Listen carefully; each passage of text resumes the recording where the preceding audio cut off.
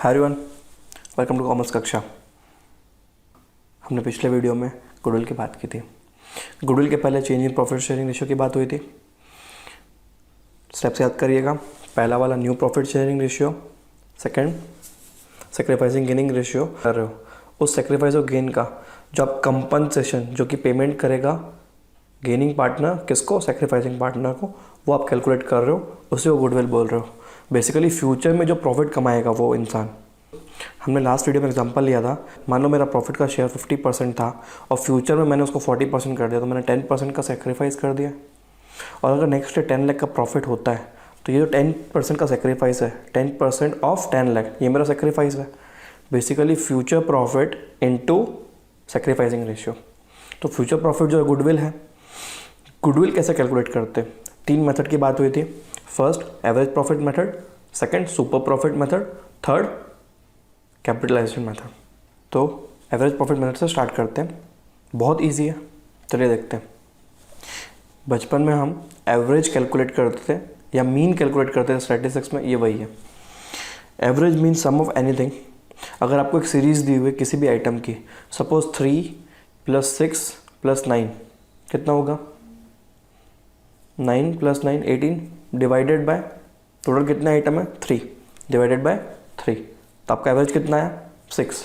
ऐसे कैलकुलेट होता है average. Now you will hear one new thing. ये जो हमने अभी एवरेज कैलकुलेट किया, दैट वाज सिंपल एवरेज। एक और टाइप का एवरेज होता है वेटेड एवरेज। तो आपको क्वेश्चन क्लियरली बोलेगा कि सिंपल एवरेज करना है कि वेटेड एवरेज करना है। वेटेड एवरेज भी ईजी है, ये हम 2 मिनट बाद देखेंगे। ठीक, अब किसका करना है? नॉर्मल प्रॉफिट्स का। अब यार नॉर्मल प्रॉफिट का सीधा सीधा मतलब है जो मेरा नॉर्मल बिजनेस है उसका जो प्रॉफिट कमाता हूँ वो। ठीक, कोई कॉम्प्लिकेशन नहीं। Normal profit means profit earned from normal business. अगर मेरा स्टील का बिजनेस है तो स्टील के सेल और परचेस से जो मुझे प्रॉफिट होता है, ये मेरा नॉर्मल प्रॉफिट होता है। नॉर्मल प्रॉफिट मतलब profit earn from normal activities which is main business. Main business से जो कमाया गया प्रॉफिट, इसी का एवरेज लेंगे। ठीक, तो सर अगर मेरे प्रॉफिट लॉस अकाउंट में ऐसा कोई प्रॉफिट है जो मेरा नॉर्मल बिजनेस करना है तो उसको क्या करना है? तो हम उसको एडजस्ट करेंगे। तो एबनॉर्मल प्रॉफिट दिया अगर क्वेश्चन में, आपको बोलेगा कि इस प्रॉफिट में अगर दूसरी चीज़ें भी शामिल है या ऐसे कोई गलती शामिल है, देखो या तो एबनॉर्मल कुछ प्रॉफिट शामिल है उसके अंदर, उसको हटाएंगे हम। अगर क्वेश्चन में ये बोलेगा कि प्रॉफिट दिया है 10 लाख का, इसके अंदर कुछ ऐसा भी प्रॉफिट है जो हमारे नॉर्मल बिजनेस से नहीं है, जैसे कि हमने हमारा फिक्स एसेट बेच दिया, फर्नीचर बेच के प्रॉफिट हो गया, या लैंड थी लैंड बेच दी, लेकिन हमारा मेन काम तो स्टील का था। तो गुडविल के कैलकुलेशन में जो नॉर्मल प्रॉफिट कंसिडर करोगे उसमें सिर्फ मेन एक्टिविटी का प्रॉफिट लेना है। अगर फिक्स एसेट बेच के कोई प्रॉफिट हो गया है उसको यहाँ से हटा देंगे। मतलब abnormal profit should be removed from the total profit to get normal profits.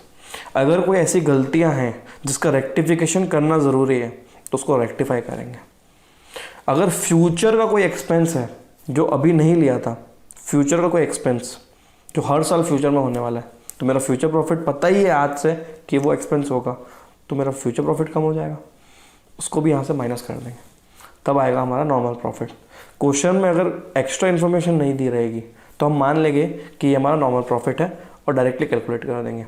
But अगर हमको बोला कि कुछ इम्प्योरिटीज़ है या ऐसे कोई प्रॉफिट है जो नॉर्मल नहीं थे या कुछ गलतियाँ थी, तो पहले उसको ठीक करेंगे, उसके बाद देखेंगे कि सिंपल एवरेज है कि वेटेड एवरेज है।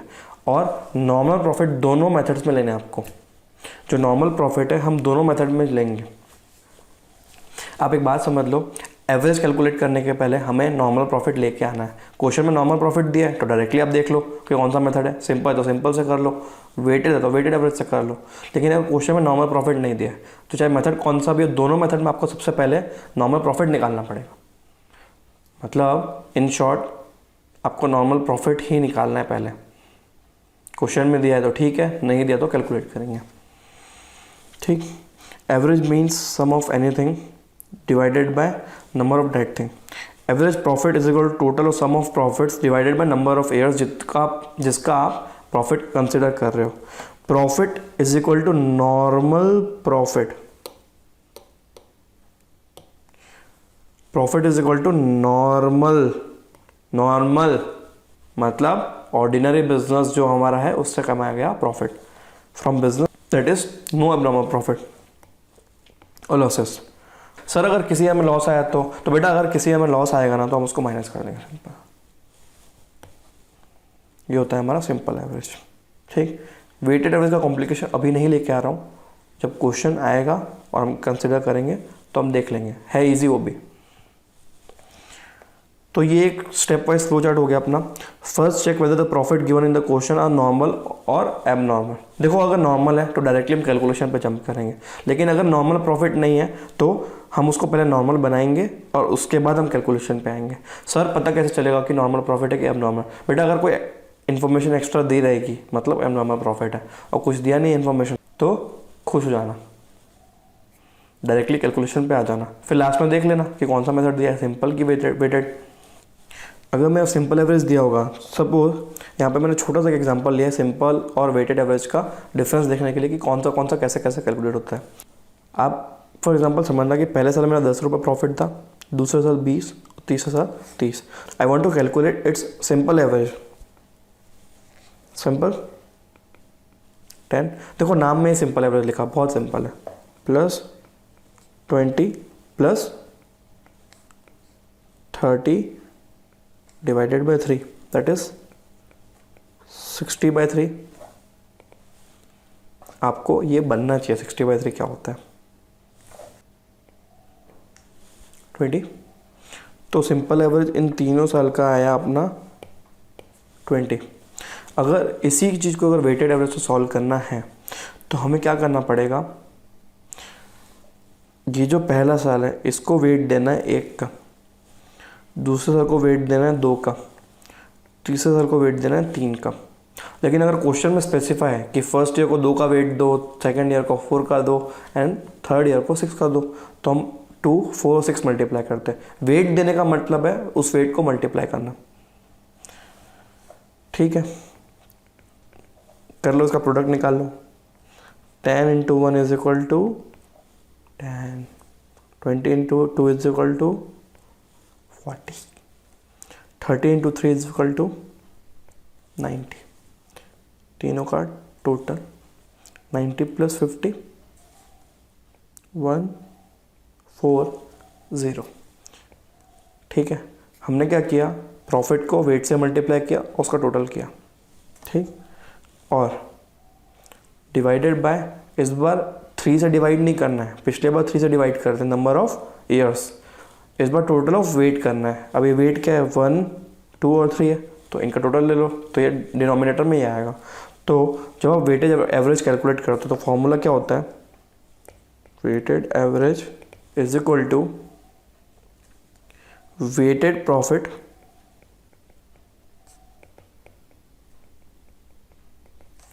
Divided by sum of weight. तो 140 डिवाइडेड बाय 1 प्लस 2 प्लस 3, तीनों वेट है, इनका सम क्या होगा, 3 + 2 + 1 6। अब इसका आंसर आप निकाल लो। ये होता है आपका वेटेड एवरेज, कि हमको प्रॉफिट में वेट लगाना है, कुछ ना कुछ उसको हर साल का मल्टीप्लाई करना है। सिंपल है। So simple average method, average profit is equal to total of normal profit divided by number of years. अब ये जो आपने कैलकुलेट किया ये आपका एवरेज प्रॉफिट है, गुडविल नहीं, लेकिन आपका ऑब्जेक्टिव क्या था, गुडविल कैलकुलेट करना। तो goodwill will be average profit into, multiply करोगे number of year of purchase से तो आपको गुडविल आ जाएगा। मतलब आप क्वेश्चन में खाली एवरेज प्रॉफिट निकाल के खुश नहीं हो जाना। यही मिस्टेक सबसे ज़्यादा स्टूडेंट करते हैं कि एवरेज प्रॉफिट निकाला, इसे वो गुडविल मान के खत्म कर देते हैं। ये वाला स्टेप भूल जाते हैं जहाँ पे number of years of purchase multiply करना है। सिंपल तो है, अगर क्वेश्चन में 2 दिया है तो इंटू 2 कर दो ना एवरेज प्रॉफिट का, बात खत्म हो जाएगी। एग्जाम्पल 1 देखते हैं। Goodwill of the firm is to be valued at 3 years purchase of 4 years average profit. Basically number of year of purchase 3 है और आपको जो एवरेज प्रॉफिट लेना है वो आपको 4 साल का लेना है। The profit of the firm is as under 16, 17, 15,000, 17, 18, 11,000 1819 18,000 and 1920 16,000। चलिए देखते हैं गुडविल कैसे कैलकुलेट की जाएगी। सबसे पहले देखो एवरेज प्रॉफिट से करना है, और इस बार कुछ नहीं लिखा तो सिंपल एवरेज मान लो आप। 15,000 plus 11,000 plus 18,000 plus 16,000 divided by 4 is equal to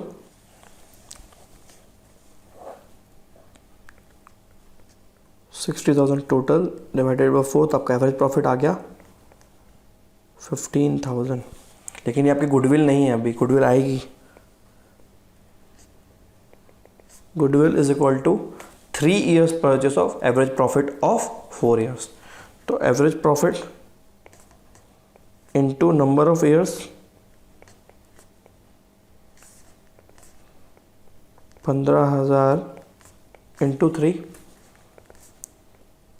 45,000। हर बार याद रखना कि जो गुडविल आई है 45,000 ये पूरे फर्म की है, सारे पार्टनर्स की, फर्म एज अ होल। आ गया आंसर, सिंपल कैलकुलेशन, खत्म बात। सर चलिए नेक्स्ट एग्जांपल पे। चल भाई चल। Goodwill of the firm is to be valued at 4 years purchase. इस बार 4 साल का परचेस देना है ऑफ 4 years एवरेज प्रॉफिट 16, 17, 15,000, 17, 18, 11,000, 18, 19, 2,000 का लॉस है सर। लॉस कैसे करेंगे? कुछ नहीं, माइनस कर देंगे।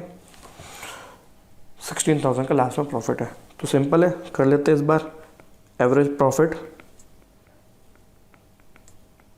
Is equal to 15,000 plus 11,000 minus 2,000 minus, क्योंकि लॉस है, ठीक है, प्लस 16,000 डिवाइडेड बाय 4 बोलना बेटा, 4, ठीक। निकालो यार आप। 15 प्लस 11 26 माइनस 2 24 प्लस 16, इतना तो निकाल ले यार। एवरेज प्रॉफिट मेरा कितना है? 10,000। तो गुडविल कितनी आएगी बेटा? एवरेज प्रॉफिट मेथड है, लेकिन एवरेज प्रॉफिट का मतलब गुडविल नहीं है, इसमें number of years of purchase multiply होगा। 10,000 मेरा एवरेज प्रॉफिट है into number of years of purchase 40,000 की goodwill I. Oh my God, so simple, बोला ही था मैंने पहले। Next, goodwill of the firm is to be valued at 3 years purchase of 4 years average profit। 3 years का purchase है, 4 years average profit। The profit of the firm is as under 15, 11, 18, 16। Same repeat question है, इसको आप लोग कर लो video को pause करके। अब वो थोड़े टिपिकल वाले क्वेश्चन आ रहे हैं जहाँ पे आपको नॉर्मल प्रॉफिट नहीं दिया रहेगा, ठीक, घबराना नहीं है। एक बार फिर से रिकॉल कर लेते क्या बात हुई थी हमारे। We have to calculate goodwill with normal profit that can be maintained in future. साधारण, जो फ्यूचर तक चलेगा। देखो साधारण जो है मतलब जो मैं अपने बिजनेस से कमाता हूँ, बिजनेस मतलब नॉर्मल बिजनेस मतलब ऑर्डिनरी, जिसका मतलब अगर स्टील का बिजनेस है तो स्टील, ठीक। और फ्यूचर मेंटेन कर सकते हैं, इस लाइन में क्या मतलब हुआ? ऐसा कोई एक्सपेंस जो हमें पता है कि हम हर साल अगले साल से लगाने वाले हैं, हर साल अगले साल से खर्चा करने वाले हैं, तो उसको अभी माइनस कर देंगे, ठीक। Normal profit, profit earn from normal activity मतलब main business. For example, for a steel trader selling and purchasing of steel is a normal business activity. Abnormal profit, however, if he sell his factory, land or any other asset and earns profit। अब ये वाला जो profit है वो abnormal profit है। हमारे PL account में दोनों प्रॉफिट रहते हैं, तो हमको ये एबनॉर्मल वाला हटाएंगे तो नॉर्मल प्रॉफिट आ जाएगा। एबनॉर्मल लॉस को ऐड बैक करना है, क्यों? क्योंकि हमारा नॉर्मल प्रॉफिट कम हो गया इस फालतू चीज़ों के कारण। Any loss which is not due to sale और purchase of steel in this case, बाकी आप अप्लाई कर लेना दिमाग लगा के। Example of loss by fire, loss by theft, हर साल थोड़ी ना होगी कि सर फिक्स कर लिया कि हमने हर साल चोरी होने वाली है, नहीं होगी। तो इस लॉस को हम नॉर्मल करने के लिए न्यूट्रलाइज करेंगे एड बैक करके। Loss of sale of fix asset, total profit given in question is equal to normal profit है, उसमें एबनॉर्मल प्रॉफिट जुड़ा हुआ है और एबनॉर्मल लॉस माइनस किया हुआ है। तो हमको अगर नॉर्मल प्रॉफिट निकालना है तो टोटल प्रॉफिट जो क्वेश्चन में दिया है उसमें आप एबनॉर्मल लॉस को प्लस कर दो और एबनॉर्मल प्रॉफिट को माइनस कर दो। तो प्रॉफिट हटाएगा माइनस से और लॉस को हटाएगा प्लस करके। मेंटेन इन फ्यूचर, अगर फ्यूचर में कोई फिक्स्ड इनकम होगी हमारी, कि फिक्स हो गया है कि फ्यूचर में कोई इनकम होगी ही होगी, उसको ऐड कर लो ना यार कि हर साल होने वाला है, ठीक है। और अगर कोई फ्यूचर में एक्सपेंस होगा तो उसको माइनस कर दो, ठीक। तो क्रक्स क्या निकला, normal profit is equal to total profit plus abnormal loss को रिवर्स कर रहे हो आप, माइनस एबनॉर्मल प्रॉफिट, इसमें कुछ इम्प्योरिटी उसको हटाना है। अगर फ्यूचर का कोई प्रॉफिट ऐड कर दो, फ्यूचर के एक्सपेंस को माइनस कर दो, simple, that is normal profit for goodwill. तो ठीक है, एग्जांपल के थ्रू बता दो सर। लो बेटा, goodwill is to be valued at 3 years purchase of last 5 years। 3 years का परचेज है ना, और प्रॉफिट का एवरेज 5 साल का लेना है। 13-14 50,000, 14-15 40, फिर यहाँ पे 75 और 25,000 का लॉस, ब्रैकेट का मतलब लॉस, 50,000 का प्रॉफिट। नेक्स्ट, प्रॉफिट ऑफ 2014-15, ये वाला, ये कमीना है, was included a loss of 10,000। इसके अंदर एक लॉस है 10,000 का which was due to fire. अब एक बात समझना, अगर आग नहीं लगी होती तो हमारा प्रॉफिट 50,000 का होता। अब आग लग गई, माइनस 10,000 आपने कर दिया था और हमारा नेट प्रॉफिट 40,000 आ गया था। तो आग वाले लॉस को हटा दो प्लस करके। तो पहले हम एक बार एडजस्टमेंट कर लेते हैं इसी को, ये जो दिया हुआ है यहाँ पे, ये इसको पूरा कॉपी पेस्ट करना पड़ता है बेटा। कर लो सर, 2013-14 लिख लो, 14-15 लिख लो, 15-16, 16-17 और 17-18 हो जाएगा। फिर प्रॉफिट कर लो 50,000,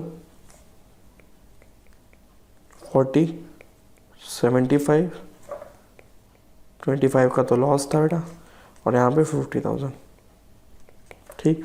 ऊपर में लिखो एडजस्टमेंट। देखो इस क्वेश्चन में तो देखो 1 साल में एडजस्टमेंट दिया, अगर अगले क्वेश्चन में 4 साल की एडजस्टमेंट अलग अलग दी हुई है तो इस टेबल के थ्रू आप प्लस माइनस करके अल्टीमेटली यहाँ पे नॉर्मल प्रॉफिट पहले निकाल लेना।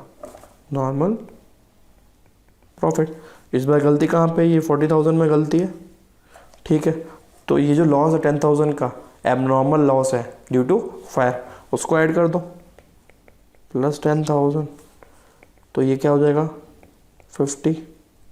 बाकी सारे प्रॉफिट तो नॉर्मल थे, तो हमारा खाली चेंज 14-15 का प्रॉफिट हुआ, जिसको हमने 40,000 की जगह 50,000 कर दिया, ठीक है। अब आपके प्रॉफिट सारे नॉर्मल हो गए, नॉर्मली हम निकाल लेंगे जैसे निकालते थे। Average profit is equal to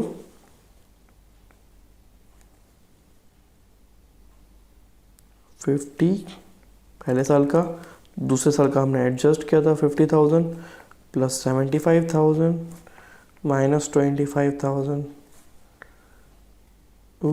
ये गलती से ब्रैकेट में हो गया, इसको प्लस 50,000 कर दो, डिवाइडेड बाय, सर भाई कुछ तो कर ले, 1 2 3 4 5 साल का, तो divide by 5। 50 plus 50 1 lakh plus 75 175 minus 25 150 plus 50 2 lakh divided by 5। Oh my God sir, 2 lakh divided by 5 कैसे करेंगे इसको, कुछ तो तू भी बता दे, तू तो बताएगा नहीं, चल मैं ही बता देता हूँ। 40,000, 40,000 का एवरेज प्रॉफिट आया, गुडविल नहीं है, गुडविल शॉर्ट फॉर्म में is equal to average profit which is 40,000 in number of years of purchase. देख ले क्वेश्चन उठा के, 3 साल का परचेज था, तो ठीक है सर, 3 से मल्टीप्लाई कर दो, आपका आंसर आ जाएगा गुडविल 1,20,000। सर ये तो बहुत सिंपल था, मैंने पहले ही बोला था। सर एक और एग्जांपल करवा दो, एक और example. Number 5, a firm's goodwill is to be valued at 2 years purchase of average profit of last 3 years। Profit दिए हुए हैं 1,00,000, 1,10,000 और 85, लेकिन हर साल में आपको एडजस्टमेंट दिया हुआ है इंक्लूडिंग एबनॉर्मल गेन। इसमें एबनॉर्मल गेन है, बेटा बता इसको क्या करेगा एबनॉर्मल गेन को? सर इसको हम माइनस करेंगे। एबनॉर्मल लॉस को क्या करेंगे? Plus. Including non business income, ऐसी इनकम जो बिजनेस से नहीं थी, हटाओ ना उसको, माइनस कर दो, खत्म। तो ठीक है, year 1, year 2, year 3 total profit क्या दिया हुआ है। इसको एक और तरीके से भी कर सकते हैं, ठीक है सर। जैसे आपने सीधा किया था वैसे आड़ा कर दो, कर लो भाई, तो कोई दिक्कत नहीं है, इस पे कोई रूल नहीं लगता ना, ये वर्किंग नोट है आपका। ठीक है, 2018, 2019, 2020 टोटल प्रॉफिट क्या दिया था देख ले, 1,00,000। कॉपी करते जाए ना, समझ गया है तो अपना सॉल्व कर। क्या मुंह दिखाएगा अपने घर पे?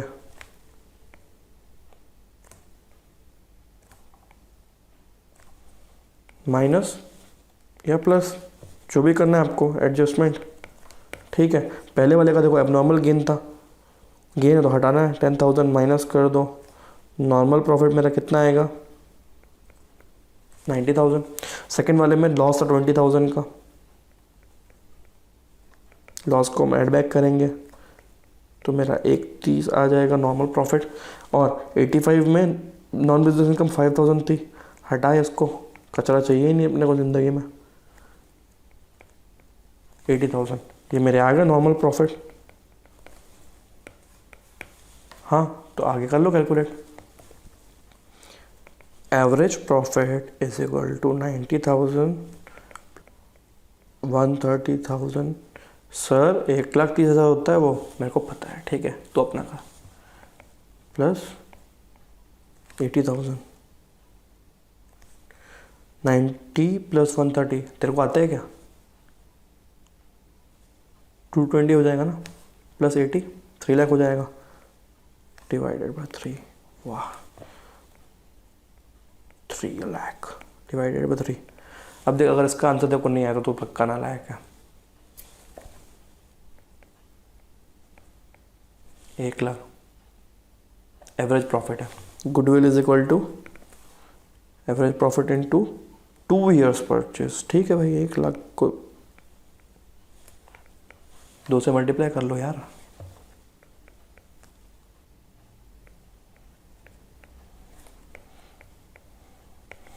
खत्म। सर अभी तक मामला ना बहुत ज़्यादा इजी लग रहा है, थोड़ा टफ बना दो इसको। ठीक है, थोड़ा टफ ले ले, ज़्यादा टफ नहीं, थोड़ा सा तेरे लेवल का। चल एग्जाम्पल 6 देखते हैं। Goodwill is to be valued at 3 years purchase of average profit of last 4 years। Easy, okay sir. 90,000, 1,60,000, 1,80,000, 220 copy paste करेंगे। लेकिन following further facts are notice from the BOA books of accounts, short form BOA, during the year 17, ये वाला। An asset was sold at a profit of 10,000। Okay sir, asset sold हुआ profit पे, abnormal gain हो गया sir, हमको पता है, हमने आपसे सीख लिया कि सर यहाँ पे एबनॉर्मल गेन हो गया तो हम इसको माइनस करेंगे। ठीक है बेटा, तू बोल रहा है तो 10,000 माइनस करके इसको मैं 80,000 बना देता हूँ। During the year ended 2018 a machine got destroyed in accident. ये 18 वाले साल में, ये वाला 18, a machine got destroyed in accident and 30,000 was written off as loss. ठीक है सर, ये पहले वाले लग रहे हैं हमको, तो हमें काम करेंगे, जो हमको लॉस हुआ है उसको रिवर्सल करना है। लॉस का रिवर्सल तो प्लस 20,000 या 30,000 है। ले सर, हमको पता है कि ये 1,90,000 है। ठीक है बेटा। During the year ended 19 firm's asset was not insured due to oversight. ये जो ओवरसाइट शब्द है ना, ओवरसाइट का मतलब है लापरवाही। उसने क्या किया यार, insurance premium being 10,000, it is a regular expense था जो उसने नहीं किया, तो हम उसको माइनस करेंगे, होना चाहिए था, ये हमारा रेगुलर एक्सपेंस होता। ओवरसाइट मतलब उसने लापरवाही में इग्नोर कर दिया, but it was an expense, और अगले साल भी होगा। ठीक है, इस साल माइनस कर दो, कहाँ गया वो, ये 90 माइनस 10,000, 1,70,000। ठीक है, और लास्ट में बचता है 220, उसमें तो कोई दिक्कत नहीं है, सीधा सीधा उसको उठाओ और कैलकुलेट कर लो यार। Average profit is equal to पहला वाला 80,000 हो चुका हमारा, प्लस सेकेंड वाला 1,90,000 हो चुका था, प्लस 1,70,000, और लास्ट वाले में कोई एडजस्टमेंट नहीं थी, 2,20,000 का था। सबको पता है डिवाइडेड बाय 4 करने वाले हो, ठीक है। तेरे को पता है तो मैं क्या कर सकता हूँ, 190 प्लस 80 कितना होगा, चल बता। 270 प्लस 170, तो 8 सर कैलकुलेटर हो तो बहुत अच्छा होता। देख मुझे भी लगता है कैलकुलेटर होता तो तेरे लिए बहुत अच्छा होता, बट कर ले यार। 6,60,000 डिवाइडेड बाय 4, तो मेरा एवरेज प्रॉफिट आया 1,65,000। कर लेना बेटा तो कैलकुलेट, ठीक है। Goodwill is equal to 3 years purchase, ठीक है।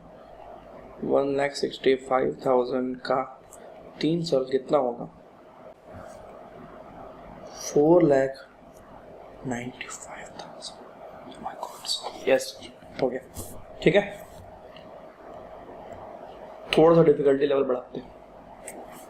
Goodwill is to be valued at 4 years purchase of average profit of last 5 years। देखिए जो सारे एग्जांपल है ना, इसमें जितने भी केसेस हो सकते हैं, आपके बुक में जितने भी केसेस हो सकते हैं एवरेज प्रॉफिट के, सीक्वेंस बाय सीक्वेंस, मतलब इजी टू हार्ड पूरा कवर किया गया, तो थोड़ा इसको सीरियसली लेना, और लेवल अभी थोड़ा बढ़ रहा है। Goodwill is to be valued at 4 years purchase of average profit of last 5 years, ठीक है यार। 30, 70, 1 lakh, 140, negative 120, that is loss. Minus करना हमको पता है sir. On 1st April 19, 5 computer costing 20,000 were purchased and were wrongly debited to stationery account, ठीक है। Depreciation of computer to be charged at 25%, calculate value of goodwill। देख यहाँ पे कुछ कुछ हो गया है, ठीक है। तो वीडियो को पॉज कर और एक बार इसको रीड कर ले, तब तक मैं वेट कर रहा हूँ। कर लिया तूने रीड, चल बात करते कुछ, ठीक है। और सीरियसली रीड कर लेना, मजाक नहीं चल रहा है। देख गुडविल तो देखो 4 साल के परचेज और 5 साल का जो एवरेज प्रॉफिट है उससे करनी है, लेकिन एक साल दिया हुआ है 1st April 19। तो देखो सबसे पहले तो हम आइडेंटिफाई करते हैं कि गलती इन जो ये 5 साल दिए इनमें से कौन सा साल की है। मैं आपको एक चीज बता दे रहा हूँ, कोई भी फाइनेंशियल ईयर जो होता है वो स्टार्ट होता है 1st April को,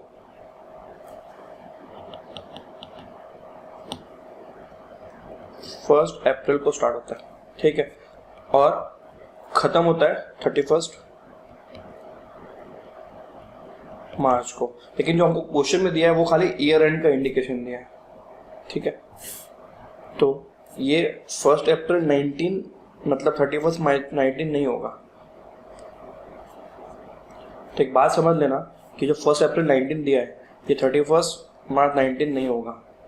ये 31st March 19 के बाद कौन सा साल है याद करना।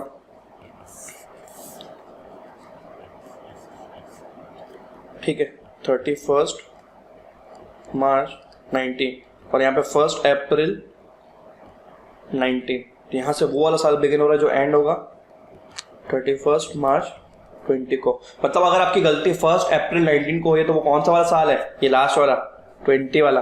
ये बात समझ लेना। एक और बात बता रहा हूँ, देख 31st March 19 तो वहां पे हो गया कवर पिछले वाले साल में, तो जो नया साल स्टार्ट हो रहा है वो अगला ईयर है ना, that is 1920, 1st April 19 to 31st March 20। समझ जाना इस चीज को, पीरियड कॉन्सेप्ट, ठीक है। समझ में आया? नहीं सर एक और बार समझा दो। देख कोई दिक्कत नहीं, समझा दूंगा एक और बार। देख क्या बोला इसने, 1st April 19 को गलती हुई थी, ठीक है। पहले तो ये समझ ले 1st April 19 को गलती हुई है, तो कौन से साल में गलती हुई है। तू क्या करके आएगा पता है, तो ये जो 19 दिखेगा यहाँ पे 19 दिखेगा और ये 140 में एडजस्टमेंट मार के आ जाएगा, ये तो तेरी गलती है। तो पहले समझ इस चीज को कि 1st April 19 कौन सा साल में आता है, वो वाला साल जो खत्म होता है 31st March 20 को, यहाँ पे ये बात समझ लेना, ठीक। तो आपको एडजस्टमेंट यहाँ करनी है 1,20,000 वाले में। अब ये देखते हैं कि गलती क्या है, उसका रेक्टिफिकेशन क्या बनेगा। बाकी सारे प्रॉफिट को हटाओ अभी, ठीक है, एक एक को पकड़ दें। देख उसने 5 कंप्यूटर लिए थे कॉस्टिंग 20,000, ठीक है। 5 कंप्यूटर, एक की कॉस्टिंग 20,000 है, टोटल खर्चा कितने का किया उसने, 1,00,000 का। आ जाते को ये, ठीक है। वह purchased and were wrongly debited to stationery account. देखिए एक्चुअली में तो कंप्यूटर था, ठीक, लेकिन कहाँ चले गया गलती से, स्टेशनरी में। क्या ब्लंडर मिस्टेक की अकाउंटेंट ने, बता। अगर इसकी सही एंट्री क्या होती, देखो आप याद करना वो चैप्टर रेक्टिफिकेशन का जो आपने क्लास 11 में पढ़ा था। हम पहले सही एंट्री सोचते थे, फिर हम गलत एंट्री देखते और फिर यहाँ पे रेक्टिफिकेशन एंट्री पास करते, दोनों कनेक्ट करके कौन सा अकाउंट डेबिट करना कौन सा अकाउंट क्रेडिट करना ये देखेंगे, ठीक है। तो अगर सही एंट्री पास होती तो पहला तो ये होता कि मेरा जो कंप्यूटर अकाउंट है वो डेबिट होता और कैश बाहर जाता है तो क्रेडिट हो जाता, जो भी है, ठीक है। दूसरा उसके ऊपर डेप्रिसिएशन लगता, या तो डेप्रिसिएशन चैप्टर था क्लास 11, मतलब उसकी वैल्यू जो गिराते थे आप मत गिर जाना, उसकी वैल्यू गिराना, ठीक है। और स्टेशनरी में अगर ये डाल दिया उस अकाउंटेंट ने, इसका मतलब एक तो हमारी एसेट नहीं दिख रही है, दूसरा स्टेशनरी मतलब खर्चा हुआ, मतलब ये जो 1,00,000 आपके खर्चे में दिख रहा है, अगर 1,00,000 आपने खर्चे में डाल दिया गलती से तो आपका प्रॉफिट कम हो गया है, ठीक। तो मेरा जो पहला पॉइंट है की टेक अवे, पेन भी चेंज कर लो यार सर, ठीक है बेटा। तो देख पहला जो पॉइंट है वो क्या है कि जो मेरा प्रॉफिट है इस गलती के कारण रिड्यूस, डाउन एरो मतलब रिड्यूस हो गया है 1,00,000 से। कैसे, देख 1,00,000 का कंप्यूटर था total, 5 computer into 20,000 to 1,00,000 rupees, 1,00,000 के कंप्यूटर खरीदे और स्टेशनरी अकाउंट में डाल दिया। अब स्टेशनरी मेरा क्या है, एक्सपेंस, तो मेरा जब एक्सपेंस बढ़ा 1,00,000 से, मेरा प्रॉफिट कम हो गया 1,00,000 से, तो की टेक अवे ये निकला ना कि मेरा प्रॉफिट 1,00,000 से कम हो चुका, ठीक है। दूसरा डेप्रिसिएशन जो चार्ज होना चाहिए था वो नहीं हुआ क्योंकि कंप्यूटर दिख ही नहीं रहा था लास्ट में अकाउंटेंट को होगा, ठीक है। तो डेप्रिसिएशन चार्ज होता, अगर सही होता तो मेरा डेप्रिसिएशन चार्ज नहीं हुआ यहाँ पे, मतलब मेरा प्रॉफिट कितना ऊपर दिख रहा है जितना डेप्रिसिएशन चार्ज होता एक्सपेंस, ठीक है। तो यार निकाल लो ना, क्वेश्चन में वो भी दिया होगा, depreciation on computer to be charged at 25% per annum, 25% per annum, ठीक है। 1,00,000 का 25%, जिसको नहीं आता वो नालायक है। 25,000 रुपये डेप्रिसिएशन होता है, ये माइनस होना चाहिए था जिससे प्रॉफिट कम होता, लेकिन नहीं हुआ।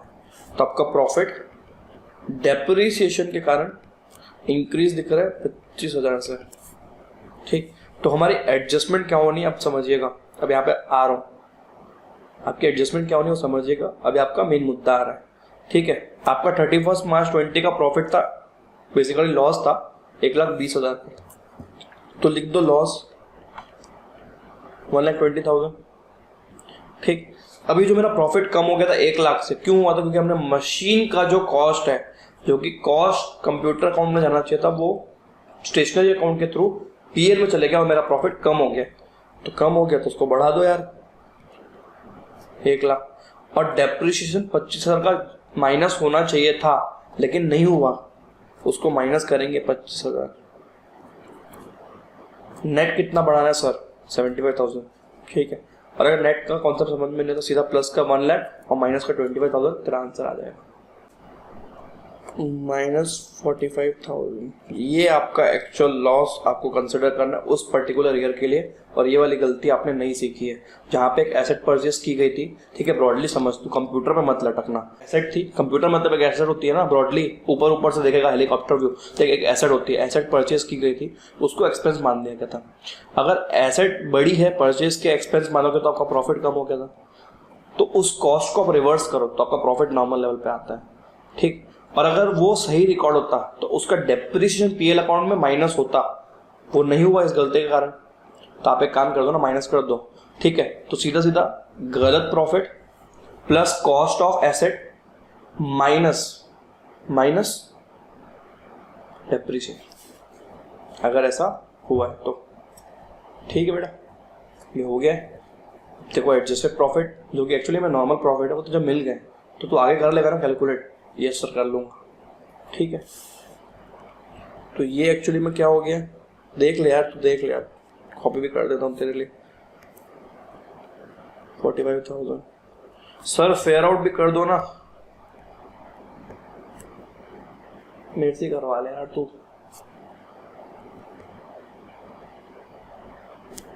ठीक है, थोड़े इन सबको हटा दिया, ठीक है। खेल फेयर आउट, पहले तो working note, total of computers पर 50 नहीं 5 था, ठीक है। 5 कंप्यूटर का 20,000 के हिसाब से होता है 1 लाख की गलती थी। इस पर डेप्रिसिएशन @ 25% लगना था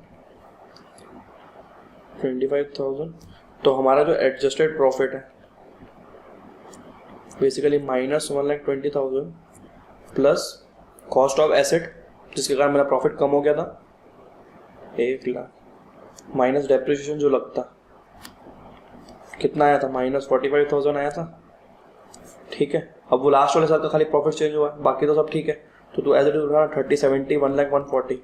तो average profit is equal to 30,000 plus 70,000 plus 1 lakh plus 1,40,000 minus 45,000 divided by 1 2 3 4 5। अब यार इसके बाद तू कर लेना, ठीक है, ज़्यादा उम्मीद मत कर।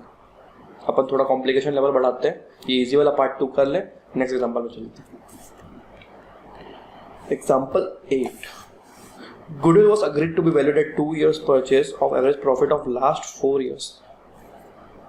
2 years का परचेस है, 4 साल का आपको दिया हुआ है, 1 साल का लॉस भी दिया हुआ है। Books of accounts of the firm revealed as under abnormal gain of 10,000 16 में। सर हमको आता, ठीक है बेटा, तू एबनॉर्मल गेन को माइनस कर दे यहीं पे। खैर abnormal loss of 20,000 is on 28 नवंबर 2016। अब देखिए वो जो पीरियड कॉन्सेप्ट देखो अभी मैंने समझाया ना कि 28 नवंबर 16 मतलब देख मार्च 16 वाला साल खत्म हो गया यहाँ पे, मार्च के बाद अप्रैल 16 से 31 मार्च 17 तक जो नेक्स्ट ईयर 17 वाला वहां पे। तो गलती तेरी एक्चुअली में यहाँ पे हुई है, ये वाली सेकंड वाली। तू समझ लेना इस चीज को, पीरियड कॉन्सेप्ट पिछले क्वेश्चन में बताया था, बार बार तू रिपीट कर ले वापस जाके वापस, ठीक है। तो यहाँ पे उसकी गलती है, 20,000 का क्या था, उसको एबनॉर्मल लॉस था, प्लस कर दिया 20,000 बेचारे का, ठीक। Repairs to car, repair to car, बेटा एसेट खरीदी की एक्सपेंस किया, सर रिपेयर किया, नया कोई एसेट आया नहीं, तो ये हमारा खर्चा है कार के ऊपर। Amounting to 50,000 was wrongly debited to vehicle account. देख गलती क्या हुई, पहले उसने गलती बता दी इस बार। देख पिछले बार क्या होता, एसेट खरीदी थी, पीएल में डाल दी थी, प्रॉफिट कम कर दिया था। इसने क्या किया इस बार, जो आपका एक्सपेंस था इसको एसेट बना दिया कार अकाउंट में डाल के, और उसने डेप्रिसिएशन भी चार्ज कर दिया होगा, ठीक है। पिछले वाले क्वेश्चन का ये उल्टा वाला केस हो गया है, ठीक है। तो एक काम करना, तू जब करेक्ट करेगा उसको, तो तू नॉर्मली जो वो प्रॉफिट है वो किस साल का है वो भी देख ले यार, 1 जून 17। अब तेरे को पता चल जाना चाहिए कि 1 जून 17 मतलब 31 मार्च 17 तक तो है नहीं, मतलब उसके अगले वाले साल में 17 18 में, मतलब ये 17 18 जिसका लॉस 55,000 दिखाया है, 55,000 का प्रॉफिट लेंगे, ठीक। यहाँ पे गलती थी, ठीक। अब एक रिपेयर्स का अमाउंट है जो माइनस होना चाहिए था, वो हुआ नहीं, जिससे मेरा प्रॉफिट ज्यादा दिख रहा है। तो पहले वो रिपेयर का अमाउंट माइनस कर दो आप, कितना था यार, 50,000 था, ऑलरेडी लॉस है उसको।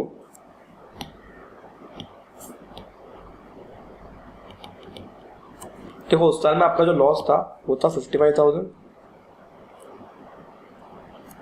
ठीक। आप इसमें माइनस करो, हाँ माइनस करो, 55,000 ऑलरेडी लॉस दिया हुआ है, और आपका एक्सपेंस जो पहले माइनस होता नॉर्मली वो कहीं और चले गए, जिससे मेरा प्रॉफिट बढ़ गया है, बताओ। तो फिर माइनस करते ना यार 50, और एक डेप्रिसिएशन गलती से लग गया। अब देखो एक्सपेंस को एसेट मान लेते हो, तो उसके ऊपर डेप्रिसिएशन भी आपने लगा लिया होगा, कितना 12% पर एनम एसएलएम, ठीक है।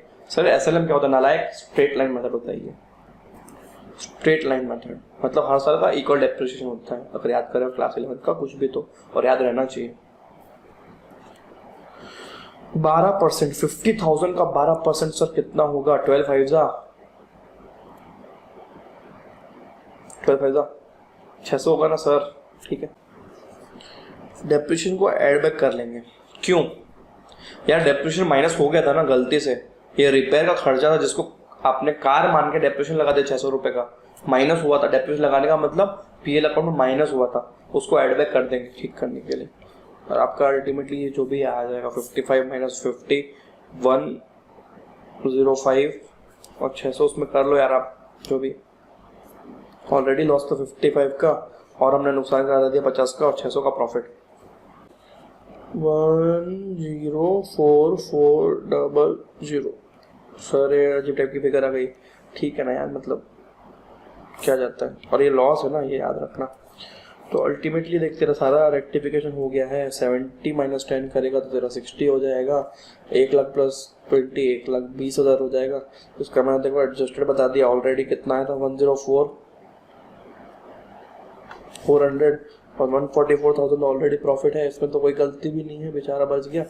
ठीक है, 60 120 104 400 का जो लॉस है ये और 144,000 का प्रॉफिट, इनका आप 4 साल का एवरेज निकालो, आपका आंसर आ गया। ये आपके नॉर्मल प्रॉफिट्स हैं।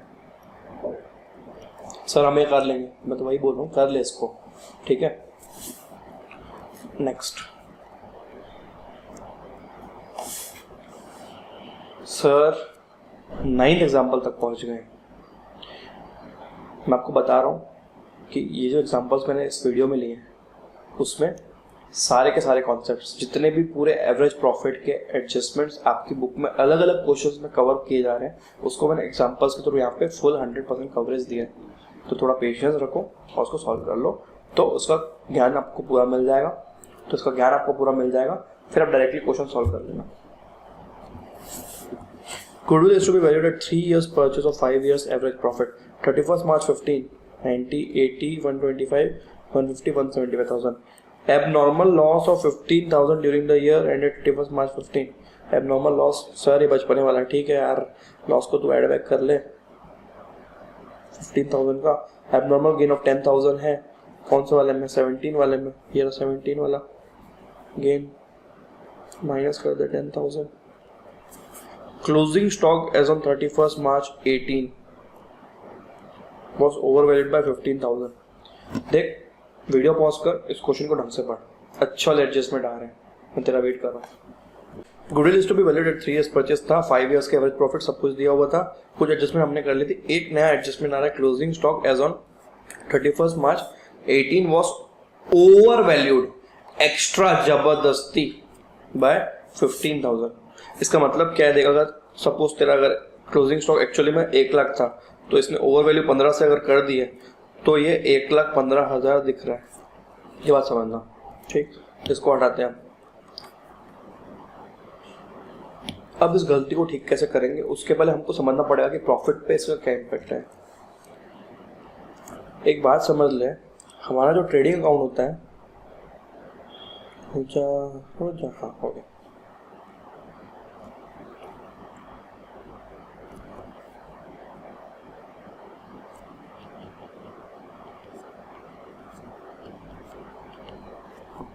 ऐसा कुछ फॉर्मेट होता है ट्रेडिंग अकाउंट। तेरे को ड्रॉ करने की जरूरत नहीं है, तू फुल्ली फोकस यहाँ पे देख। ट्रेडिंग अकाउंट का ये फॉर्मेट था, ठीक। बेसिक उसमें जो एंट्रीज थी वो टू ओपनिंग स्टॉक और यहाँ पे बाय क्लोजिंग स्टॉक आता था, ठीक। क्रेडिट साइड का मतलब जिसको नहीं पता है समझ ले तू, ये प्रॉफिट होता है, और डेबिट साइड का मतलब ये लॉस। या तो इसको आप इनकम बोलोगे और या तो इसको आप एक्सपेंस बोलोगे, ठीक है। मतलब डेबिट साइड में जो जो आ रहा है मेरा एक्सपेंस है, और क्रेडिट साइड में जो जो आ रहा है वो मेरा इनकम है, ठीक है सर। हम समझ चुके हैं कि अगर क्रेडिट साइड में क्लोजिंग स्टॉक आया है तो उसको हम इनकम का एलिमेंट मानेंगे, ठीक है। और अगर ओपनिंग स्टॉक जो कि डेबिट साइड में आता है उसको हम एक्सपेंस का एलिमेंट मानेंगे। यहाँ तक आपकी नॉलेज क्लियर हो गई है, ठीक है सर, हमको पता चल चुका। तो अगर आपका क्लोजिंग स्टॉक जबरदस्ती बढ़ जाए, जो कि इस केस में हुआ, closing stock was over valued bye, देख लेगा 15,000, मतलब आपका प्रॉफिट साइड बढ़ गया है, मतलब आपने प्रॉफिट एक्स्ट्रा दिखा है। मेरा क्लोजिंग स्टॉक बढ़ गया मतलब मेरा प्रॉफिट एक्स्ट्रा दिखा। नॉर्मल लेवल पे लाना है तो माइनस करेंगे। अगर क्लोजिंग स्टॉक कम होता तो मेरा प्रॉफिट जबरदस्ती का कम हो गया, नॉर्मल लेवल पे लाना था तो माइनस। मतलब अगर क्लोजिंग स्टॉक है आपका वो ओवर वैल्यू हो गया तो प्रॉफिट बढ़ गया, उसको माइनस करेंगे। अगर क्लोजिंग स्टॉक मेरा अंडर वैल्यू है, अगर मेरा क्लोजिंग स्टॉक अंडर वैल्यू है मतलब गिरा हुआ है, उसको नॉर्मल लेवल पे लाने के लिए उठाना पड़ेगा, बेसिकली प्लस करेंगे। ओपनिंग स्टॉक में जस्ट उल्टा होगा क्योंकि वो एक्सपेंस का एलिमेंट है, क्योंकि अगर मेरा ओपनिंग स्टॉक बढ़ता है, मेरा एक्सपेंस बढ़ता है, मतलब मेरा प्रॉफिट कम होता है। सर क्या बोल रहे हो? मैं तो ये बोल रहा हूँ कि तू ये समझ, मेरा पॉइंट तो इस क्वेश्चन में है नहीं, फिर भी आप क्यों पढ़ा रहे हो यार? इसी क्वेश्चन से तू सारे कॉन्सेप्ट समझ जाना, स्मार्ट वर्क कर। जरूरी पूरा क्वेश्चन पढ़ेगा फिर उसको समझेगा, इससे बेटर है एक बात समझ। क्लोजिंग स्टॉक की बात आई तो क्लोजिंग स्टॉक ओवर वैल्यू की बात आई तो हमने अंडर की भी बात कर ली, साथ में ओपनिंग स्टॉक की भी बात कर लेते हैं ना, मामला क्लियर हो जाएगा। ठीक, तो ओपनिंग स्टॉक अगर मैं ज़्यादा दिखा रहे हो मतलब मेरा एक्सपेंस बढ़ गया, और एक्सपेंस बढ़ने का मतलब प्रॉफिट कम हो जाना। ठीक, तो अगर मेरा ओपनिंग स्टॉक इंक्रीज है तो मेरा प्रॉफिट डिक्रीज हो गया, तो नॉर्मल लेवल पे लाने के लिए प्लस करेंगे। तो ठीक है, plus opening stock over value. फिर ओपनिंग स्टॉक अगर मेरा डिक्रीज हुआ तो मेरा प्रॉफिट ज़्यादा दिख रहा है, बढ़ गया ना अननेसेसरी, ठीक है, उसको माइनस कर देंगे। अल्टीमेटली आप माइनस कर दोगे तो इस केस में आपका माइनस होगा। बहुत सारे स्टूडेंट इस पॉइंट को हद तरीके से रटते हैं और एग्जाम में कंफ्यूज होते हैं, उसका प्लस था उसका माइनस है। यार समझ ले तू, इसमें लॉजिक है, लॉजिक समझेगा। प्रॉफिट और एक्सपेंस वाला या इनकम या एक्सपेंस वाला तो देखो क्लियरली समझ में आएगा, तेरे को रटने की जरूरत नहीं पड़ेगी। और अगर तू अभी बैठ कर रट रहा है ना, तो देखो एक बात बता दे रहा हूँ, तो भी स्टार्टिंग में खड़ा है क्लास 12 के, आगे बहुत सारे पॉइंट्स आने वाले हैं, कितना रट लेगा? पॉसिबल? नो सर, पता है मुझे। ठीक, एक और चीज़ समझ ले, इस केस में क्या हुआ, क्लोजिंग स्टॉक ओवर वैल्यू पर 15,000 है। अब तो एक बार दिमाग लगा के सोच, तूने अभी जो सुना है, अगर मेरा क्लोजिंग स्टॉक ओवर वैल्यूड है तो मेरा प्रॉफिट एक्स्ट्रा दिख रहा है, उसको माइनस करेंगे, वो इस क्वेश्चन की एडजस्टमेंट है, सिंपल। ठीक है, माइनस कौन से वाले में था ये इशू? 2018 वाले में था। क्लोजिंग स्टॉक आपका ओवर वैल्यू हो गया था तो आपका प्रॉफिट बढ़ गया था, उसको माइनस कर दो 15,000 से। सर मेरे दिमाग में एक पॉइंट आ रहा है कि अगर मेरा जो इस साल क्लोजिंग स्टॉक है वो अगले साल का ओपनिंग स्टॉक होगा, मतलब मेरा अगर 18 का क्लोजिंग स्टॉक में दिक्कत है तो वो 19 के ओपनिंग स्टॉक में भी सेम दिक्कत होगी। मतलब इस पॉइंट का ये मतलब है कि सर नेक्स्ट ईयर में 2019 के ओपनिंग स्टॉक में भी गड़बड़ी है, ओपनिंग स्टॉक ओवर वैल्यू हो जाएगा। हाँ सही बात है। तो अगर क्लोजिंग स्टॉक की गड़बड़ी है और क्वेश्चन में एक और सारा इन्फॉर्मेशन दिया हुआ है, जैसे यहाँ पे 19 का प्रॉफिट है तो उसके ओपनिंग स्टॉक में गड़बड़ी है। ठीक, आपके 18 के क्लोजिंग स्टॉक में गड़बड़ी था तो 19 के ओपनिंग स्टॉक में गड़बड़ी, यहाँ पे ओवर वैल्यू हो गया था। तो हमने अभी बात की थी ना कि अगर ओपनिंग स्टॉक ओवर वैल्यू हुआ मतलब मेरा प्रॉफिट कम हो गया, नॉर्मल लेवल पे लाना है तो प्लस कर देंगे 15,000। ये वाला पॉइंट से समझ में नहीं आया, मेरे को पता था। देख, अगर 31 मार्च को रात को जो स्टॉक अगर तेरा एक्स्ट्रा दिख रहा है तो अगले साल जब तू दुकान में आएगा 1 अप्रैल को सुबह सुबह तो तेरा वो ओपनिंग स्टॉक है वो भी तो ओवर वैल्यू रहेगा ना, तो सेम गलती अगले साल के ओपनिंग स्टॉक में आ गई।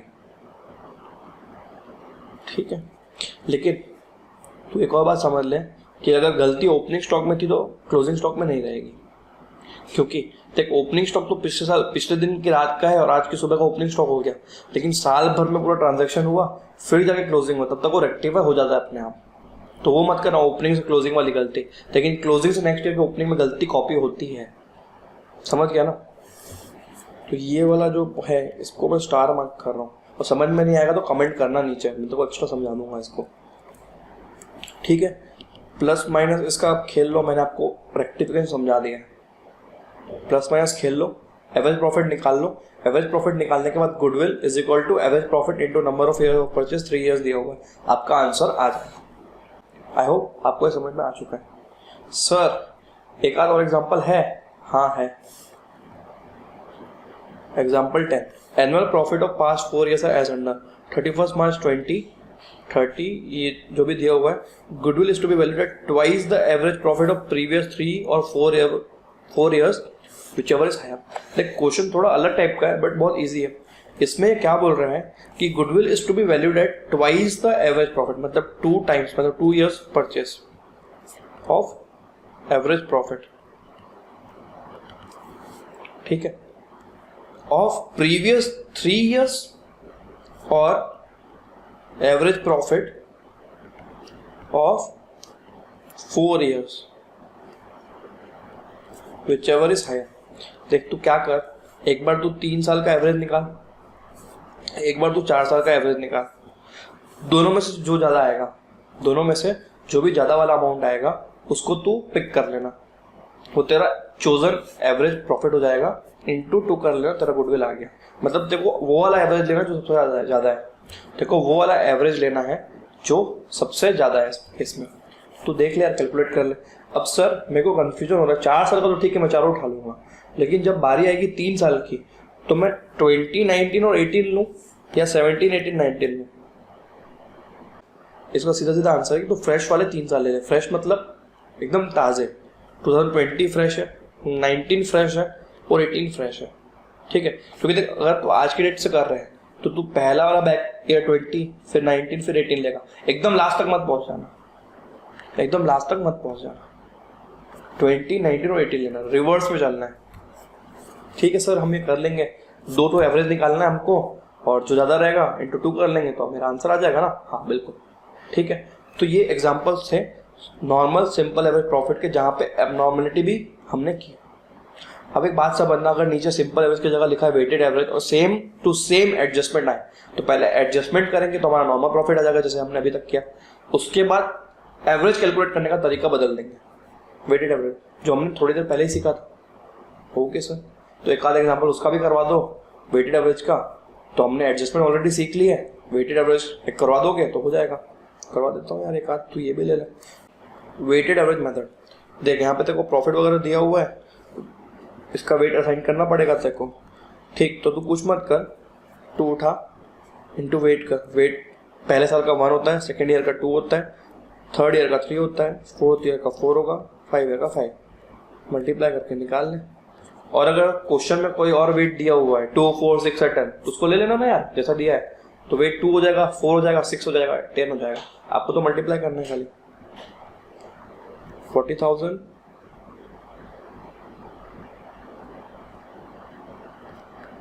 96,000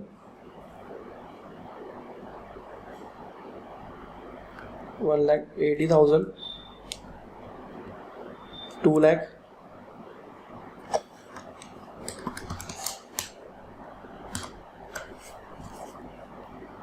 1,80,000, इनका टोटल निकालना है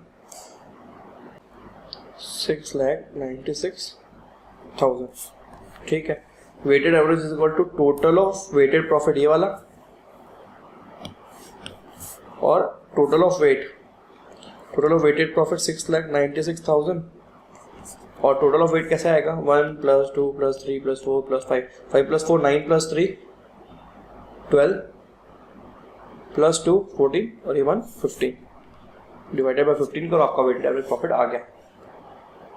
goodwill is equal to weighted average profit, मतलब ये जो आंसर आएगा इसको यहाँ पुट अप करना into number of years of purchase. यहाँ पे कुछ दिया नहीं है, सपोज अगर 4 दिया होता तो 4 से मल्टीप्लाई करते हैं। यही तरीका वेटेड एवरेज कैलकुलेट करने का। लेकिन अगर क्वेश्चन में आपको दिख रहा है कि नॉर्मल प्रॉफिट नहीं दिया है, पहले वैसे ही जैसे हमने अभी तक सीखा एवरेज प्रॉफिट में, वैसे ही आप नॉर्मल प्रॉफिट कैलकुलेट करोगे और वेटेड एवरेज उसके बाद निकालोगे। आई होप आपको ये एवरेज प्रॉफिट मेथड क्लियर हो गया होगा। इसके बाद आपके जो क्वेश्चंस है या तो आपने पहले बनाए होंगे, नहीं बन रहे होंगे, उसको सॉल्व कर लीजिए, आई होप बन जाएंगे। और अगर नहीं बनाए तो आप आगे बना लो। हाँ, अगर कोई डाउट है तो नीचे कमेंट में कमेंट करिए, और ऐसी वीडियोस और चाहिए हो और आपको लगता है कि इस वीडियो से आपकी हेल्प हो रही है तो चैनल को सब्सक्राइब करिए ताकि आगे के वीडियो के नोटिफिकेशन आपको आते रहेंगे।